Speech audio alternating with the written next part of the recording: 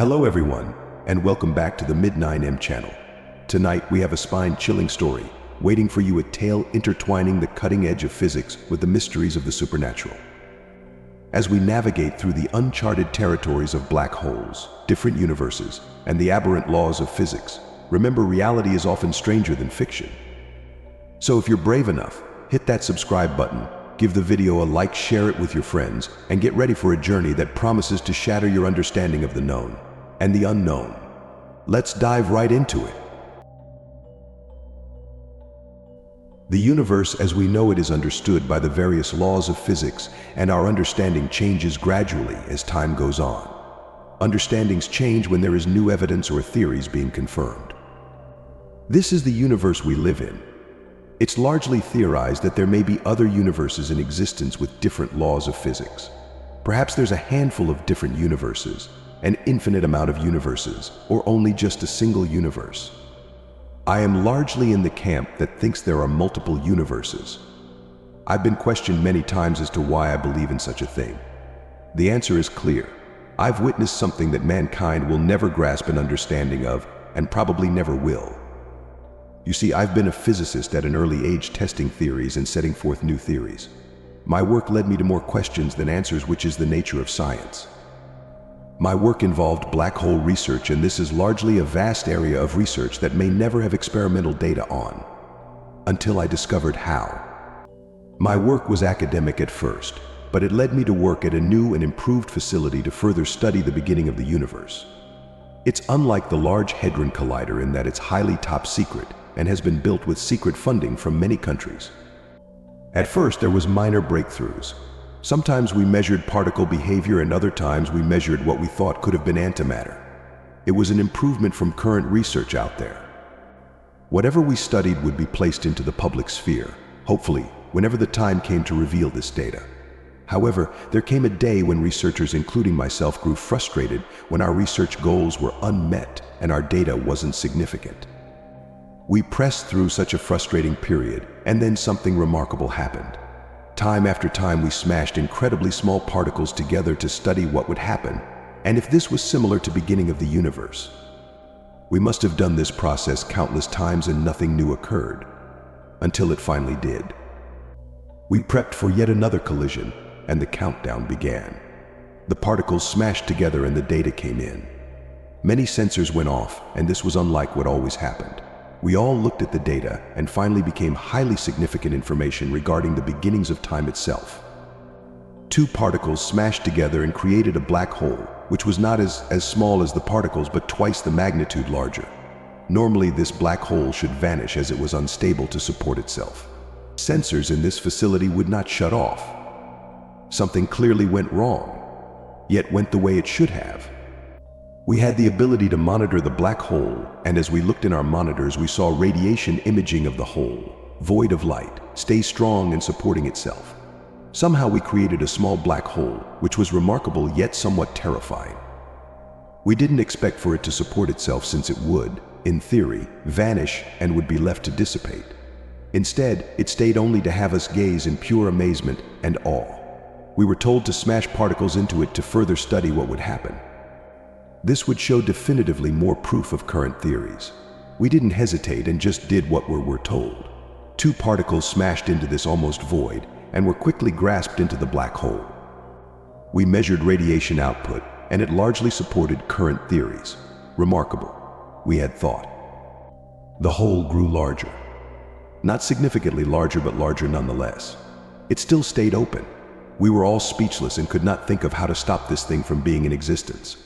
Perhaps it would soon disappear and vanish, we all pondered. Most of the theoretical models came to the conclusion that this hole would not be stable enough to maintain itself. Much to our surprise, days passed and this black hole still stayed open. We grew increasingly anxious at what we created and when it would ever vanish, or how we could make go away. It shouldn't stay open for more reasons than one. And one reason was dangerous radiation buildup. More scientists were eventually conferenced online, as well as flown in, to go over any explanations of what happened. We all remained flabbergasted.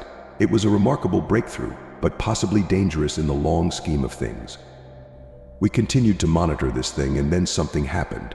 Something even more remarkable. Light poured out of the black hole. Yet where did this light come from? Wherever it did originate from, it was even more intriguing.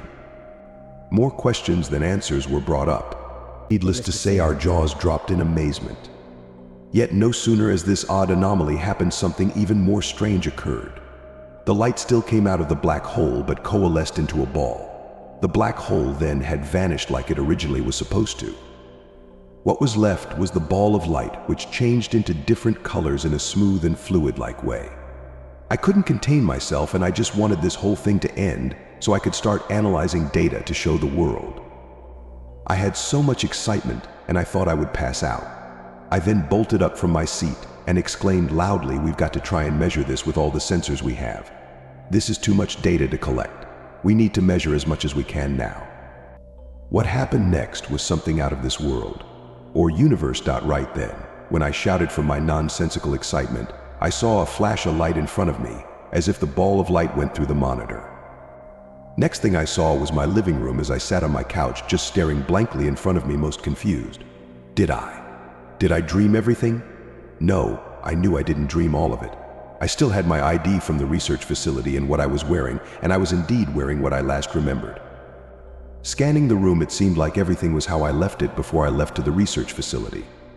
I checked the time and date, and it was indeed the time I last remembered being in that research facility, in awe at this whole experiment. How did I get in my living room?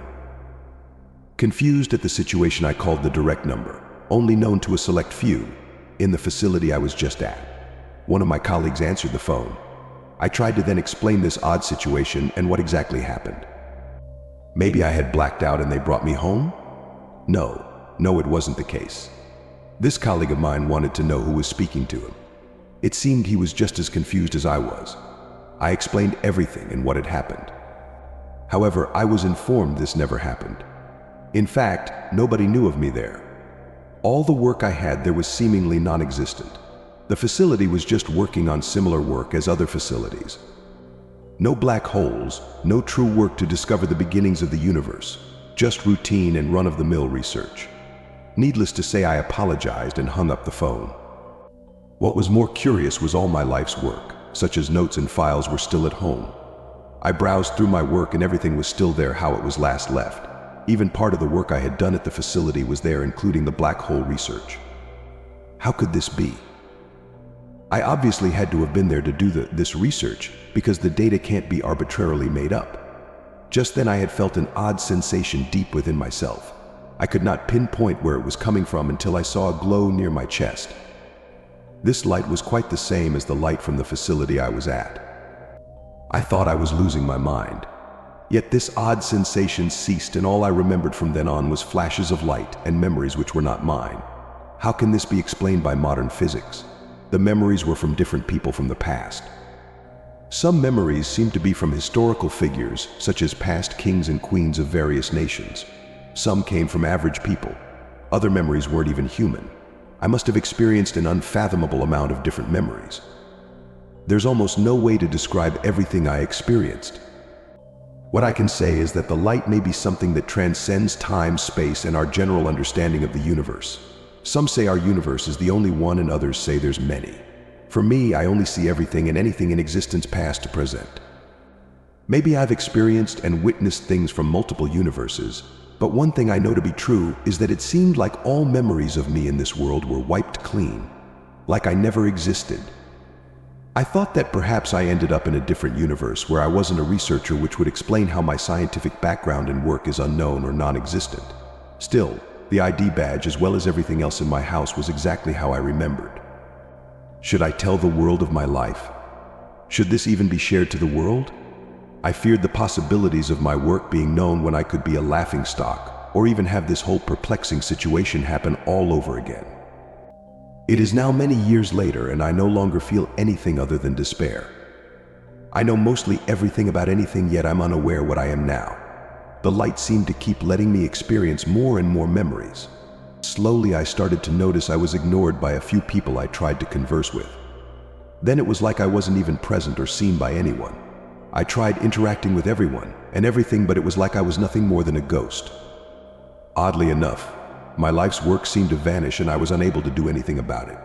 It's like I was ethereal, seeing everything happen in time passing and not being able to do anything but witness the past, present, and welcome the future. However, this is not what brings me anguish. My misery stems from pondering where this light came from and not being able to figure it out. Where exactly this light originated from is perplexing, and I may never figure it out, nor will humanity for that matter. Perhaps all my work led me to something that doesn't need to be discovered. My advice to anyone and everyone: be careful of what you're willing to discover about the unknown. Sometimes the unknown has a way of looking back at you,